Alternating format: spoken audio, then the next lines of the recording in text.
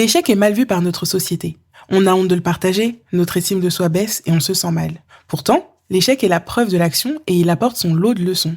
C'est ce dont j'ai parlé avec Sylvain aujourd'hui. Après un échec qui a changé drastiquement ses perspectives de vie, il a décidé de le voir autrement.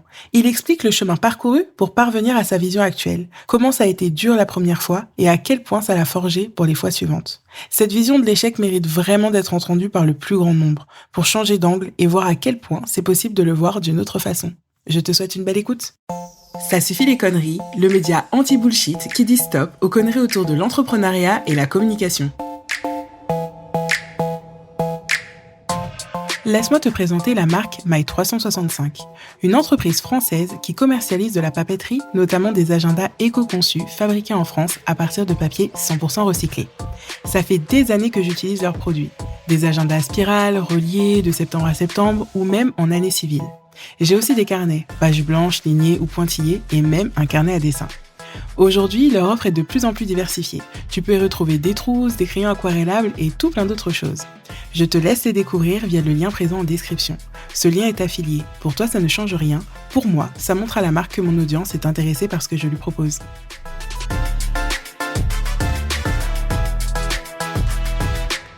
Bonjour Sylvain et bienvenue sur le podcast Ça suffit les conneries. Salut Priscilla. Est-ce que tu peux te présenter pour ceux qui nous écoutent, s'il te plaît ? Yes, il n'y a aucun souci. Alors déjà, merci pour l'invitation. Donc moi, c'est Sylvain. Mon nom de famille, c'est Ossienne. J'ai 28 ans et actuellement, je suis marié depuis 8 mois à Emmanuel et on habite à Tours. Ok. Et qu'est-ce que tu fais dans la vie ? Alors, je suis coach en prise de parole en public. J'accompagne les entrepreneurs et les leaders ambitieux à améliorer leur prise de parole en public. Les 3 axes principaux, ça va être le leadership, ensuite le media training, les entrepreneurs qui vont bientôt passer à la télé. Et le 3e axe, c'est par rapport au pitch. Donc les entrepreneurs qui veulent faire des levées de fonds, apprendre à se présenter de façon captivante et courte ou à réseauter. Ok, et tu fais ça depuis longtemps ? Alors non, c'est assez récent. Je me suis lancé en décembre 2022. Ok, et comment t'en es arrivé à ce métier-là alors ? Alors, grosse histoire, mais histoire passionnante. En fait, à la base, j'ai fait 8 années en neurobiologie et arrivé à la fin de ma thèse, donc on en parlera un peu plus tout à l'heure, j'ai pas pu défendre ma thèse. Il y a plusieurs soucis qui se sont passés et je me suis dit, mince, qu'est-ce que je vais faire? Quelle activité je peux faire à la suite, quoi. Donc, ce qui est venu de façon naturelle, c'est accompagner les personnes en prise de parole en public. Là, on se dit pourquoi? En fait, une des raisons, c'est parce que pendant ma thèse, j'ai fait 3 formations en prise de parole en public et j'ai vraiment adoré ces formations-là. Les formateurs, ils m'ont vraiment apprécié aussi. Et je me suis dit, j'ai quelque chose à apporter, en fait, pour ça. Donc, c'est comme ça que je me suis lancé, sachant que, à la base, je suis quelqu'un de très, très timide. J'étais très timide avant. Et donc, j'ai vraiment eu, au fur et à mesure de mes expériences, un changement qui m'a mené à ça. Et donc, toutes ces expériences, donc, en plus de ça, de ces formations-là, j'ai été animateur en centre sportif. Depuis 2012, je chante. Donc, je fais de la musique, je chante du gospel, je chante à l'église, je suis vraiment né dans l'église. J'ai aussi été arbitre de basket. Et en fait, toutes ces expériences-là m'ont vraiment exposé à la prise de parole en public, ce qui fait que c'est vraiment ce que j'apporte dans mes accompagnements et mes coachings. Voilà.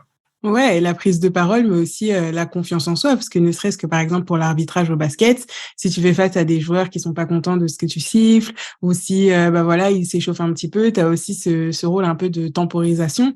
Et donc effectivement, ça fait aussi lien avec ton activité aujourd'hui finalement. Comme je dis à chaque fois, toutes les expériences, elles se recoupent et elles sont toutes bonnes à prendre pour ce qu'on va faire pour la suite. Et là, c'est vraiment un très bon exemple que tu nous montres. Comme tu le disais, tu as fait 8 années d'études et tu n'as pas pu soutenir ta thèse.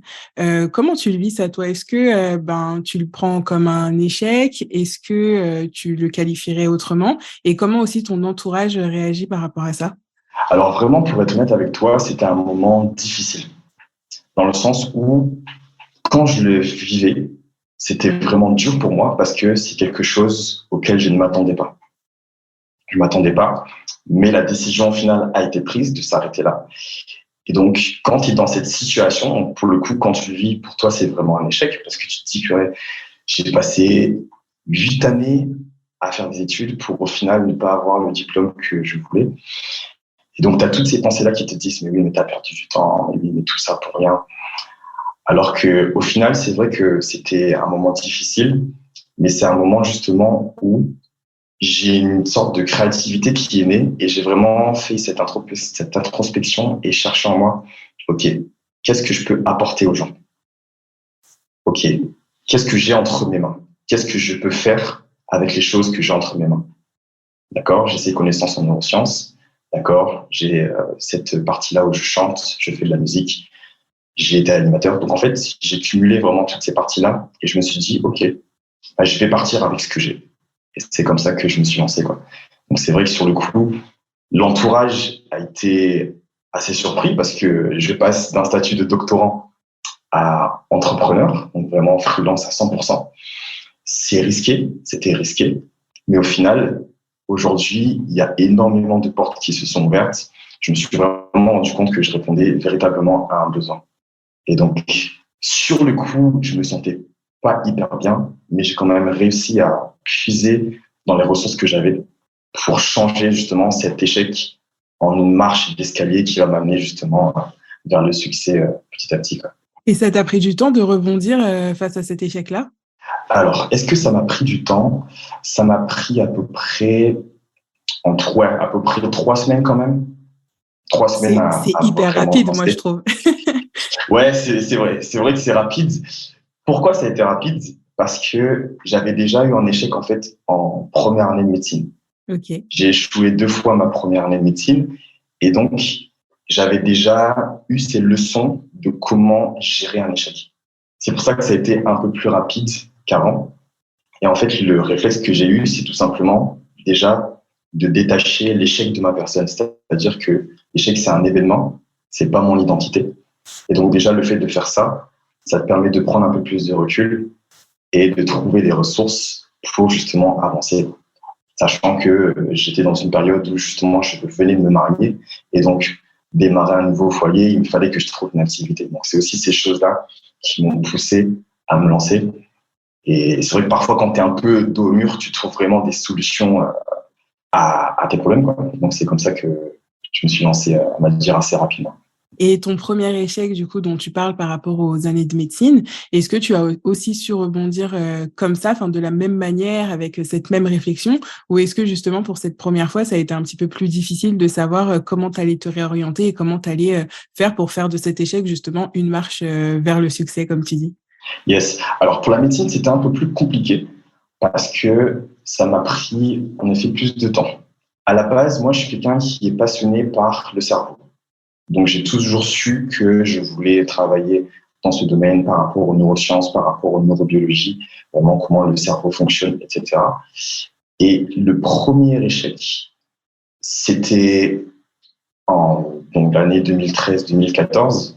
Comme je savais que la majorité des gens échouaient en première année de médecine, le premier échec, ça passait. Donc, c'est-à-dire que je me suis dit, OK, c'est pas grave, je vais recommencer. Comme il y a beaucoup de deuxième année, on recommence. Mais par contre, c'était le deuxième qui a été beaucoup plus dur parce que je pense qu'il me manquait 0,4 points pour pouvoir passer. Et donc là, ça s'est joué vraiment à rien du tout. Et donc là, par contre, ça m'a vraiment miné. Je pense pendant plusieurs mois, j'étais vraiment pas bien. Et à ce moment-là, en fait, la réflexion que j'ai eue, c'était, OK, si je peux pas aller en médecine, eh ben, je vais continuer à faire quelque chose qui va quand même tendre à ce que j'aime le plus, donc le cerveau. Donc, je vais aller en biologie. Donc, c'est comme ça que je me suis réorienté en biologie. Mais c'était beaucoup plus difficile, quoi. Ouais, la chance que tu as, c'est que bah, tu as quand même cette passion qui est le cerveau.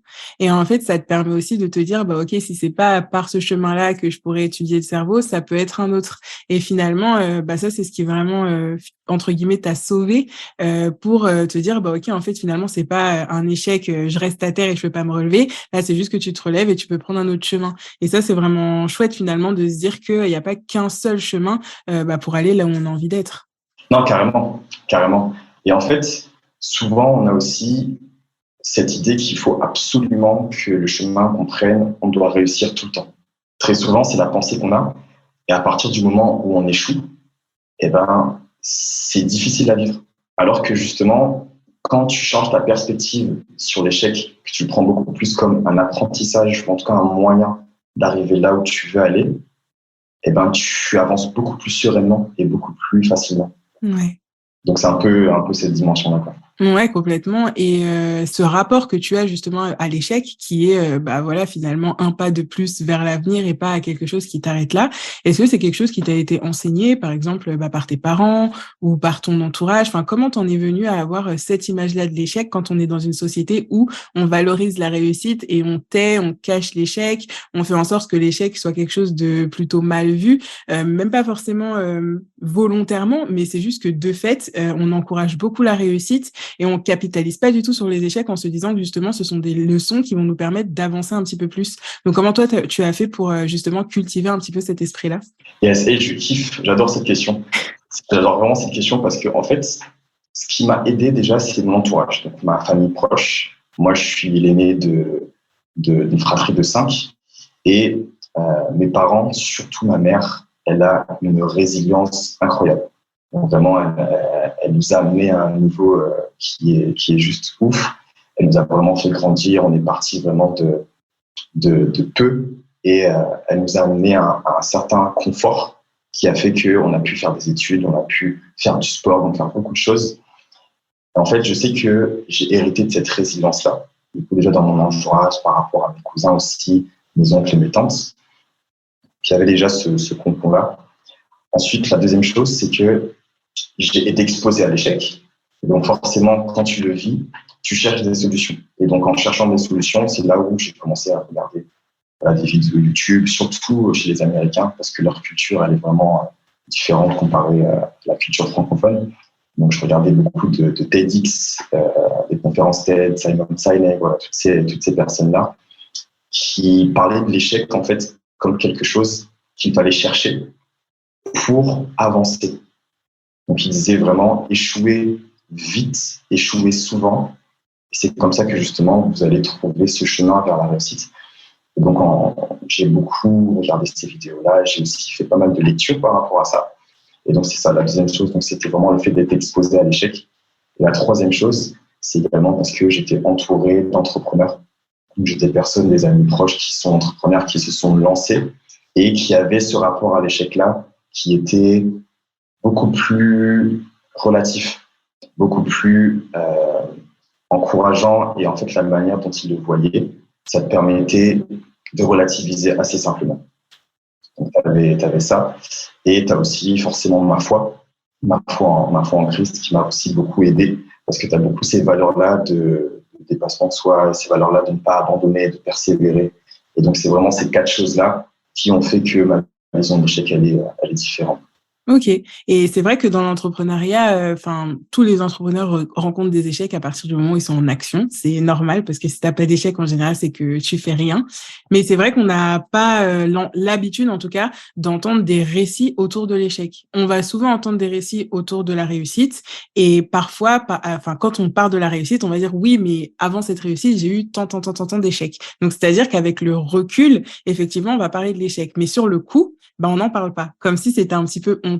Et aussi, bah, on a l'impression qu'on peut perdre en crédibilité ou, bah, qu'est-ce que les gens vont penser de nous, etc.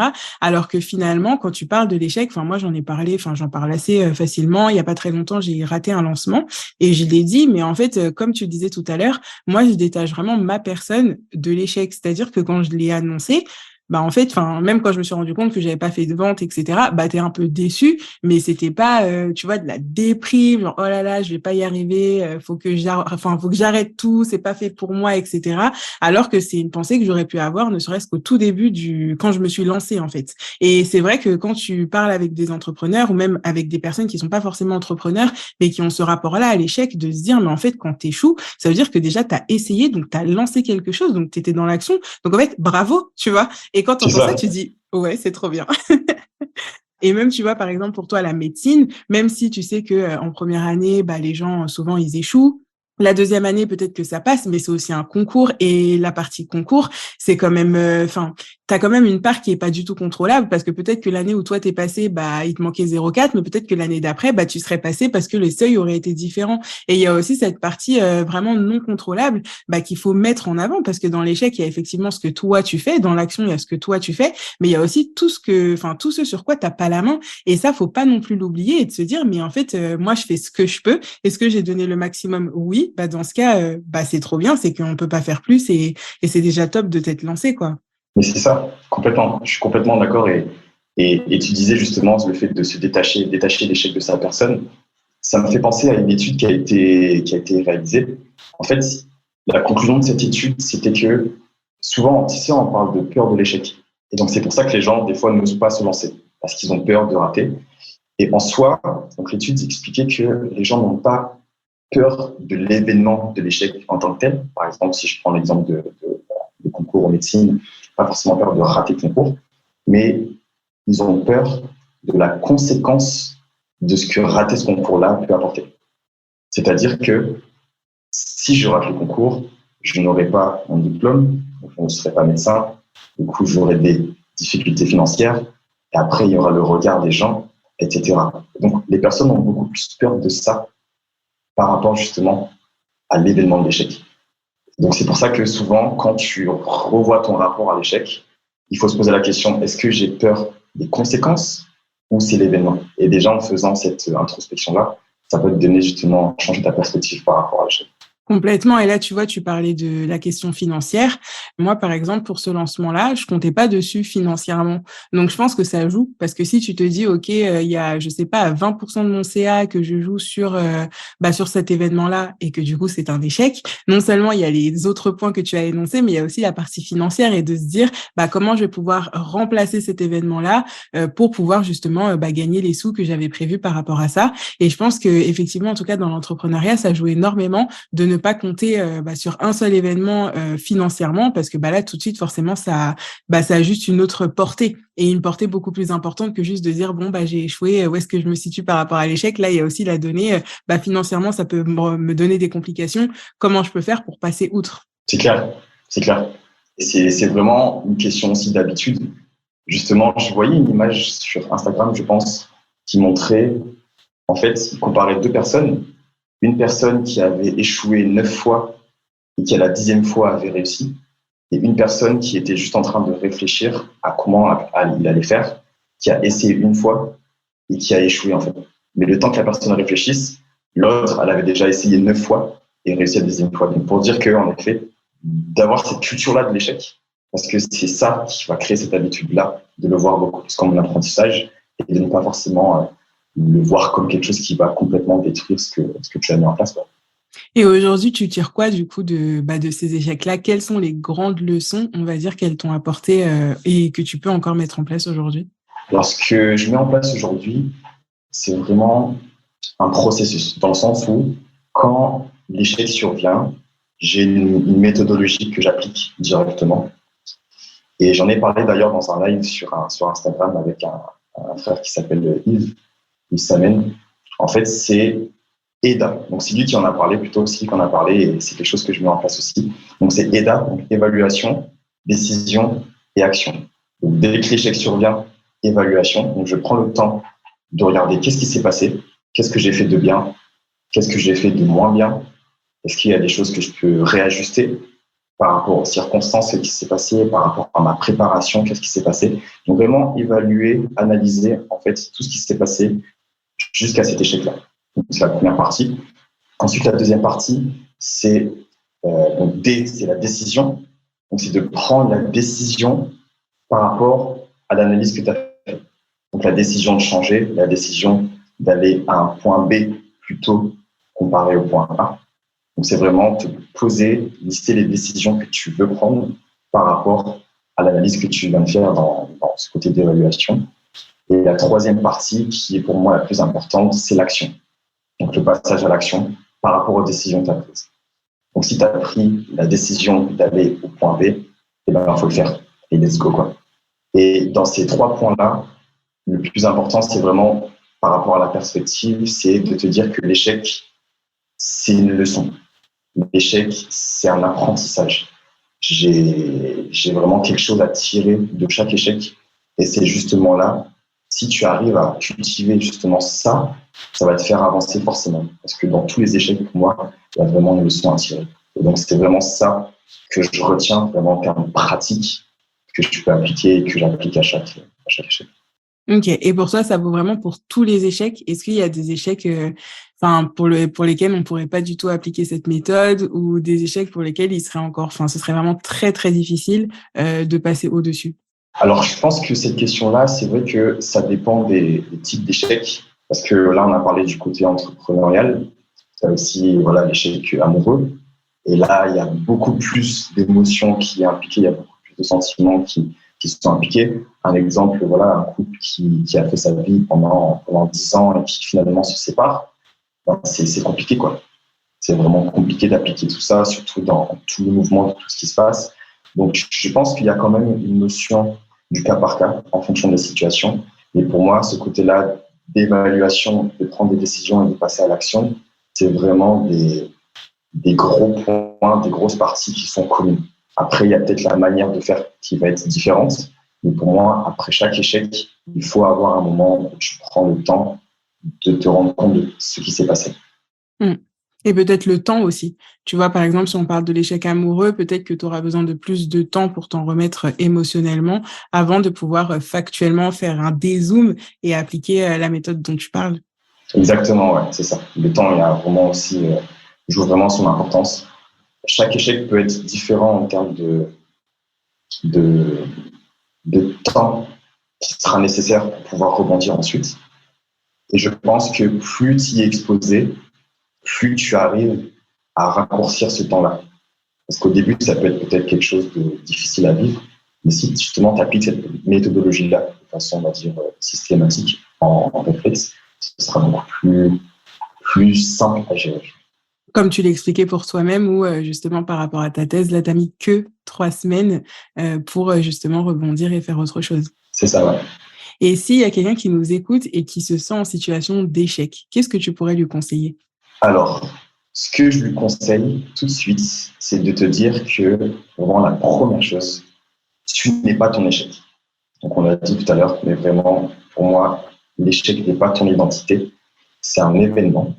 Et prends le temps de regarder ce qui s'est passé, prends le temps d'analyser les choses que tu as peut-être mal fait, les mauvaises connexions que tu as eues, la mauvaise préparation que tu as eue, et relativise par rapport à ça.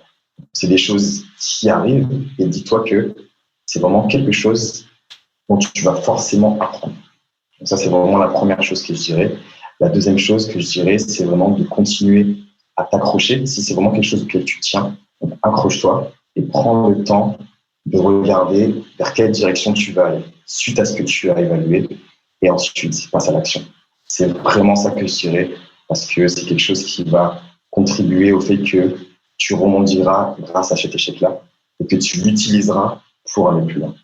Et est-ce que tu penses qu'en parler, c'est quelque chose qui peut être, on va dire, un avantage ou un inconvénient? Ou est-ce que tu penses que vraiment ce travail-là, il faut le faire plutôt tout seul, parce que ce sera plus probant? Alors pour moi, il faut en parler, mais aux bonnes personnes. C'est surtout ça. Donc si tu en parles, il faut vraiment t'assurer que la personne à qui tu en parles est plus expérimentée que toi, a déjà vécu des échecs et a déjà rebondi après ces échecs-là. Le mieux, ce serait si c'est dans ton domaine. Et surtout que la personne soit vraiment quelqu'un qui est bienveillant et qui puisse te dire aussi ces quatre vérités, mais vraiment dans l'amour. Pour moi, dans ce cadre-là, il faut en parler. Si tu n'es pas sûr que cette personne-là a ces qualités-là, il y a quand même une réserve à avoir. Parce qu'au final, des fois, tu peux parler d'un échec et la personne, soit elle t'abaisse, elle te dit il ne faut pas que tu continues dans ça, il faut que tu t'arrêtes, ou la personne va colporter encore cette information à d'autres gens, etc., qui vont parler d'emploi, etc. Donc, il faut vraiment t'assurer que cette personne-là, c'est quelqu'un qui est digne de confiance, à qui tu peux te confier. Et dans ce cadre-là, pour moi, tu peux en parler. OK. Et pour, une dernière question par rapport à toi, est-ce que tu penses aujourd'hui que les échecs que tu as rencontrés dans ton parcours, ils ont été décisifs par rapport à la personne que tu es aujourd'hui? Oui, carrément. Ils ont été décisifs. Pourquoi? Parce que j'aime beaucoup dire que l'échec, c'est un terreau fertile pour la créativité. Et donc, si j'avais pas connu ces échecs-là, eh ben, j'aurais pas développé les idées les idées qui m'ont construit et les idées qui, au final, sont en train d'aider d'autres personnes. Si j'avais pas eu ces échecs-là, en effet, je serais pas ici aujourd'hui et j'aurais pas pu avoir l'impact que j'ai dans la vie de certaines personnes en fonction de ce que j'ai mis en place, quoi. Donc, clairement, ouais, je dirais oui à cette question-là, c'est sûr. Ok, c'est beau l'expression que tu utilises pour définir l'échec. Finalement, enfin, ça fait du bien d'en parler parce que même si l'échec en soi, le mot, il est ni positif ni négatif, ça dépend vraiment, toi, l'intention que tu mets dedans. Souvent, il est quand même connoté de manière négative. Et là, depuis le début de la discussion, même si on part de ce même mot, on arrive toujours à des belles choses à la fin. Et du coup, tu te dis presque, moi, j'ai peut-être envie d'avoir un échec dans ma vie pour voir si c'est super cool derrière, de pouvoir rebondir dessus et effectivement découvrir de nouvelles choses. Non, c'est clair, c'est clair. En fait, pour moi, c'est vraiment une question de perspective et de culture. C'est vrai que dans la culture française, on est vraiment habitué à ce côté de réussite, ce qui n'est pas mauvais, ce qui n'est pas mauvais en soi. Mais le challenge, c'est là où on décrédibilise l'échec. Alors qu'au final, c'est vraiment c'est un moment, c'est une opportunité en fait. C'est une opportunité pour toi de grandir, c'est une opportunité pour nous d'élargir aussi notre zone de confort. Parce que dans ces moments d'échec-là, on pense à des choses dont on n'aurait pas pensé si on avait réussi. J'avais fait une vidéo comme ça, je vous expliquais que, en fait, quand on réussit, on a toutes les réponses, donc on a la majorité des réponses et c'est bien. Et par contre, quand on échoue, on cherche des réponses. Et en fait, dans ce moment-là où tu cherches des réponses, c'est là où ton cerveau il est beaucoup plus actif. Il y a même des études qui ont montré que dans les moments d'échec, votre cerveau, les connexions sont beaucoup plus rapides, sont beaucoup plus nombreuses comparé à quand on est en réussite. Et donc l'échec, qui peut avoir certaines connotations négatives, tu peux l'utiliser justement comme une force et comme un tremplin qui peut te propulser autre part. Et donc clairement, pour moi, c'est vraiment une question de perspective et de culture, quoi.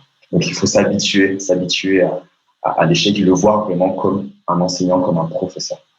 Ouais, si on reste un petit peu sur l'image du tremplin, vraiment le voir comme un tremplin, mais pas comme un trou dans lequel tu tombes et qui te laisse sur place, quoi. Effectivement, quand tu le vois plus comme quelque chose qui t'aide à avancer et rebondir et peut-être même aller plus vite derrière, c'est beaucoup plus gratifiant que juste avoir l'impression que ça va te clouer et que tu pourras plus avancer derrière. Ouais, exactement. C'est exactement ça. Ok, écoute, merci beaucoup pour cet échange et j'espère que ça fera du bien à quelqu'un qui l'écoutera. Yes, merci à toi pour l'invitation. Je t'en prie. À très vite. À très vite, Priscilla. Merci d'être resté jusqu'au bout de cet épisode. Si tu veux soutenir Ça suffit les conneries, tu as plusieurs choix. Premièrement, tu peux rejoindre les communautés sur Instagram et LinkedIn en tapant Ça suffit les conneries. Deuxième choix, tu peux t'abonner via la plateforme d'écoute que tu utilises pour écouter tes podcasts.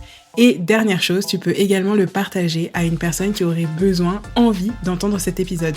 Merci à toi et à dans 2 semaines.